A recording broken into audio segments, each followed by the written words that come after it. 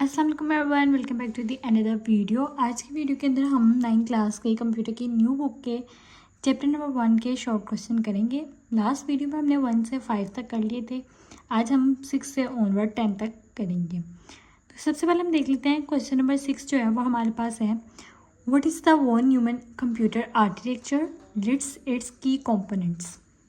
Same ये 5 के similar ही है। उसमें उन्होंने कंपोनेंट्स पूछे थे, इसमें उन्होंने कंपोनेंट्स के साथ इसको वॉन न्यूमन की डिफाइन भी पूछी। तो सबसे पहले आप लिखेंगे कि von Neumann architecture is a computer paradigm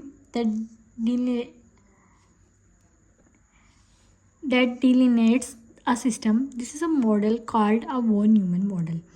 उसके बाद इसके की कंपोनेंट्स में आप लिख सकते हैं single memory store, sequential execution और स्टोर प्रोग्राम कॉन्सेप्ट।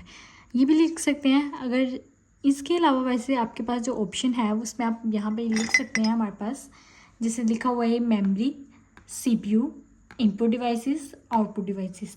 तो ये भी आप लिख सकते हैं। इनमें से आपको जो सा सही लगे आप वो वाला राइट कर लीजिएगा। तो इसके अंदर सिंपल आपने डिफाइन लिख के वॉन न्यूमन के साथ ही उसके कंपोनेंट्स के की कंपोनेंट्स की हेडिंग देके उनको मेंशन कर देना है।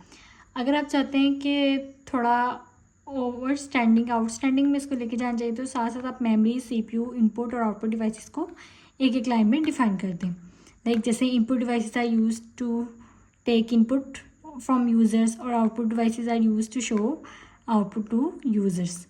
उसके बाद हमारे पास क्वेश्चन नंबर 7 है। What are the 4 main steps in the von Neumann architecture cycle. कहते हैं इसमें हमारे पास वॉन न्यूमन आर्किटेक्चर का जो साइकिल है उसके अंदर हमारे पास कौन से 4 मेन स्टेप्स हैं जो वो हैं इम्पोर्टेंट हैं या होते हैं। तो उसके अंदर याद आता है क्वेश्चन नंबर 4 के आंसर में सबसे पहले आप देख सकते हैं यहाँ पे हमारे पास है सबसे पहला स्टेप हमारे पास है इसका फेच।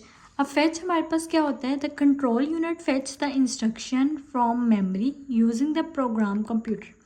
कहते हैं जब यूज़र हमारे पास कोई रिक्वेस्ट सेंड करता है तो फेच क्या करता है, कंट्रोल यूनिट से हमारे पास वो वाला डाटा लेकर आता है। फॉर एग्जांपल जैसे ही हमने उसको कोई कमांड दी कि हमें ये वाली फ़ाइल चाहिए तो क्या करेगा, कंट्रोल यूनिट में जाएगा उस फाइल को ढूंढ के और उसको फ़ौरन क्या करेगा, the instruction is loaded into the instruction register.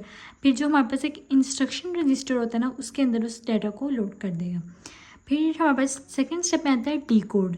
अब डी कोड क्या है, कहता है the CU interprets डिकोड्स the fetch instruction. कहता है वो जो फाइल है जो भी आपने मंगवाया होगा वो उसको अपनी लैंग्वेज में फ़ौरन कन्वर्ट करेगा और करेगा it figure outs what action is required. कहता है फिर वो देखेगा कौन सा एक्शन जो है इस पर हमने परफॉर्म करने का बोला गया, अर्थमेटिक है, लॉजिक है, मेमोरी का है या असेस का है, तो वो इससे फिगर आउट करेगा। देन उसके बाद उससे फिगर आउट कर लिया, लाइक उसने देख लिया कि अच्छा इसने इस फाइल को ओपन करना है तो वो क्या करेगा, एग्जीक्यूट करेगा। कैसे, the ALU arithmetic logic unit and other parts of the CPU perform the actual operation. कहता है जो अर्थमेटिक लॉजिक यूनिट है वो हमारे पास सेम यही ऑपरेशन जो परफॉर्म करता है। For example add 2 numbers, compare values और लोड और स्टोर डाटा। कहते हैं ये हमारे पास देखता है कि इसमें हमने क्या करना है, नंबर्स को ऐड करना है, कंपेयर करना है, ये लोड करना है, ये स्टोर करना है। तो जाहिर सी बात है हमने कोई चीज़ व्यू करना है, यूज़र व्यू करना चाहते हैं तो हम उसको लोड करेंगे। देन उसके बाद हमारे पास है स्टोर और राइट बैक। इस स्टेप में हमारे पास क्या आता है, the result of the execution is store back into memory और रजिस्टर। तो जो रिजल्ट जैसे यूज़र ने फाइल को क्लिक किया कि उसने फाइल ओपन करनी है वो फेच हुई, डिकोड हुई, फिर उसके बाद वो एग्जीक्यूट होगी, यूज़र को सामने नज़र आ गई। अगर यूज़र ने चेंजेस किए होंगे तो उसको दोबारा से स्टोर कर देगा और वो जो एग्जीक्यूशन का रिजल्ट है वो हमारे पास स्टोर हो जाएगा। तो ये 4 मेन स्टेप जो हमारे पास हो जाते हैं। तो कहते हैं so the 4 steps are fetch, decode, execute, store. तो ये हमारे पास 4 स्टेप्स हैं जो परफॉर्म होते हैं, fetch, decode, execute and store. जब भी हम किसी कमांड को कॉल करते हैं तो ये 4 स्टेप्स से हमारे पास जो है परफॉर्म करते हैं। नेक्स्ट क्वेश्चन पे अब हम चलते हैं। आई होप आप लोगों को इनकी समझ आ गई हो। क्वेश्चन नंबर अब हमारे पास आ जाता है 8 में वो कहते हैं what is a von Neumann bottleneck. कहता है 8 वाले क्वेश्चन पे अब हम चलते हैं। यहाँ पे 8 वाला जो क्वेश्चन है यहाँ पे वो हमें कह रहा है what is the von Neumann bottleneck.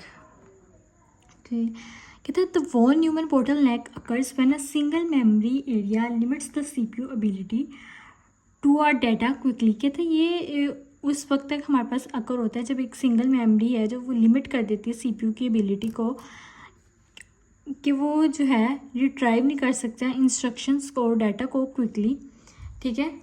और the one human bottleneck is a barrier in the speed of data transfer. कहते हैं ये एक बैरियर की तरह हो सकता है, जैसे रोड पे स्पीड ब्रेकर होते हैं, सेम ये ऐसे बैरियर की तरह होता है।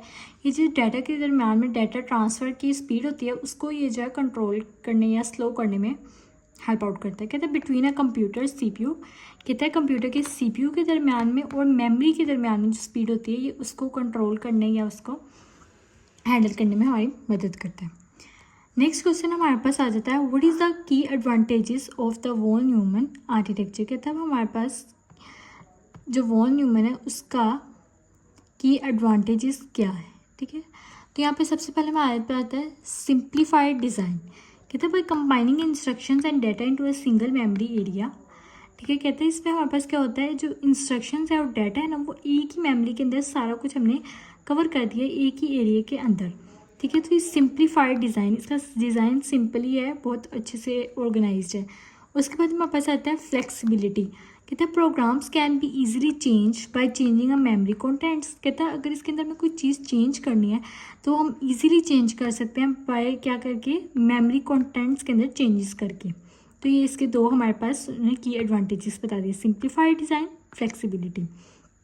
क्वेश्चन नंबर 10 पे बात करते हैं। तो हमारे पास what are the 3 main requirements of computing system to a function.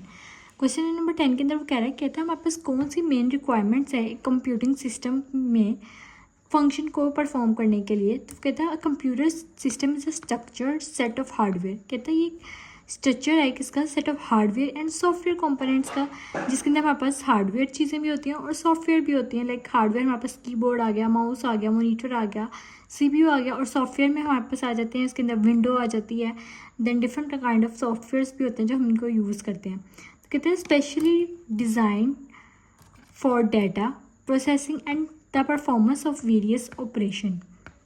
कहते हैं जैसे हार्डवेयर, सॉफ्टवेयर, इलेक्ट्रिसिटी। अब लाइट से भी हमारे जो कंप्यूटर्स हैं वो इलेक्ट्रिसिटी के थ्रू वर्क करते हैं। तो ये कहता है ये जो मेन रिक्वायरमेंट्स है कंप्यूटिंग सिस्टम की, तो वो ये होती हैं हार्डवेयर, सॉफ्टवेयर एंड इलेक्ट्रिसिटी। तो ये हमारा क्वेश्चन नंबर 10 जो था वो भी कंप्लीट हो गया एक्सरसाइज का। तो आज हमारे एक्सरसाइज के जो शॉर्ट क्वेश्चन है वो कंप्लीट हो गया। वीडियो के एंड पे मैं इनके स्क्रीनशॉट्स अटैच कर दूँगी पिक्चर्स के, ताकि अगर आपने ये शॉर्ट क्वेश्चंस के आंसर नोट करने हैं तो आप इजीली इनको नोट कर लीजिएगा। आई होप आप लोगों को आज की वीडियो पसंद आई हो। मिलते हैं नेक्स्ट वीडियो में, तब तक के लिए अल्लाह हाफिज़।